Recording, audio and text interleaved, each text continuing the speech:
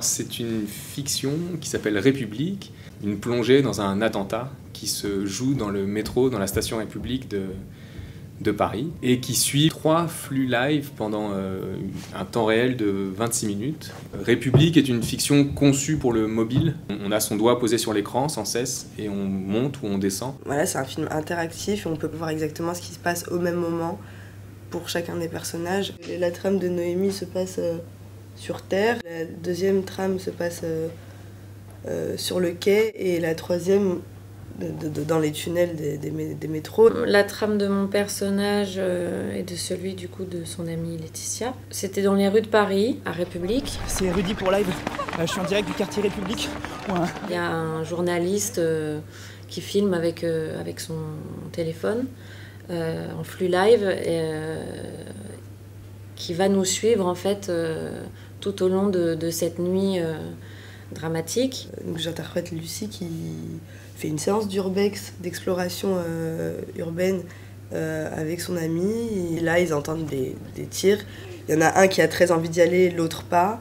Et puis à un moment, quand on entend à l'aide, la tendance s'inverse et voilà. Et c'est moi qui ai envie de rester, Rio de partir. Le personnage qui est coincé dans la couche inférieure du film interactif, qui s'appelle Boris, qui est un personnage qu'on caractérise au début comme très timide, très fragile, et qui en fait, en fuyant, quand ils entendent les premiers coups de feu, il va tomber sur un blessé et va se mettre en tête, et comme pour se sauver lui-même, se dire « je dois sauver cet homme-là ». En fait, chaque trame, c'est montrer comment on réagit face à quelque chose de si terrible, en fait.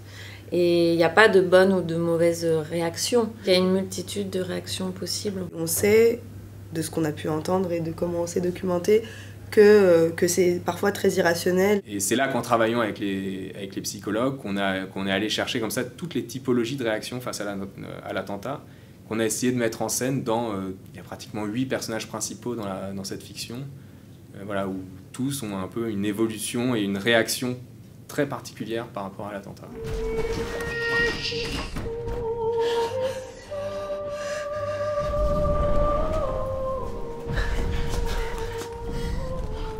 Tout passe par le téléphone dans ce film. C'est ce qui relie nos 3 trames. Le flux live permet autant d'extérioriser, de partager avec les autres ce qui se passe. Il y a toute la couche des commentaires. Comme c'est des lives, ce sont des lives Facebook, on peut choisir donc, dans ce film d'activer ou désactiver cette couche. Alors c'est assez intéressant de la laisser activer parce que c'est là où, d'une certaine façon, on a tout le hors-champ du web et des réseaux sociaux. Faut aller les aider. Qu'est-ce que tu pars à quoi, une hallucination? On se casse. Ça va, monsieur? Vous êtes blessé ou là? Bonjour. C'était qui? C'est le pote de Thierry Pril, il était avec lui. Et il était au téléphone avec lui il y a des minutes, il arrivait à République et ça a coupé. Quoi? Ça a coupé. Tout le monde se dit on n'a pas le droit de parler de ce sujet. Et donc la réponse à ça qu'on a eue spontanément avec Olivier, c'est de se dire c'est bien parce que... Enfin, c'est bien en parlant que ça peut faire moins peur, en cherchant du sens, en cherchant à comprendre que ça peut faire moins peur. C'est un hommage au courage. Ce film est vraiment un hommage au courage où on ne suit que des personnages qui, à leur façon, et chacun d'une façon différente, sont courageux et font des choses courageuses et assez belles. C'est bon, c'est en live là? Mademoiselle, excusez-moi, qu'est-ce que vous pensez de cet homme, s'il vous plaît? T'es sérieux? Noémie Merlan, Lina Coudry ou Jean-Baptiste Lafarge ou Nicolas Avinet. J'ai choisi les meilleurs comédiens, à mon sens, de leur génération. Extrêmement intuitifs, des vrais alliés. Cette fiction est faite majoritairement en plan séquence, qui sont souvent en moyenne de 3 à 4 minutes. On devait être dans un timing hyper précis à la seconde près pour pouvoir switcher d'une histoire à une autre. On a tourné aussi dans l'ordre chronologique, ce qui est assez rare. Du coup, on a vraiment le temps de construire les émotions du personnage, de les faire grandir, d'aller en profondeur dans ce qu'ils peuvent ressentir. Et on avait malgré tout la contrainte, parce qu'il y a toujours une contrainte, c'est du coup qu'il fallait tenir du début à la fin de la prise. Moi, je leur donne voilà, le point de départ et le point d'arrivée, et c'est à eux entre guillemets, de faire le reste du travail, et ils le font merveilleusement bien.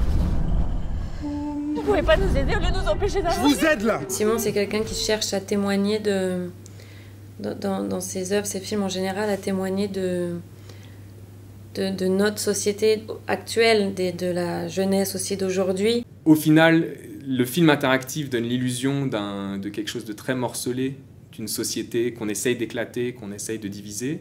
Et le film ne fait qu'une chose et ne sert à qu'une chose, c'est finalement un pied de nez à ces attentats, c'est de se rendre compte que la société se reconstruit, les gens se retrouvent, les gens ne sont pas divisés à la fin, quoi. Vous tapez République et vous installez l'appli qui est gratuite.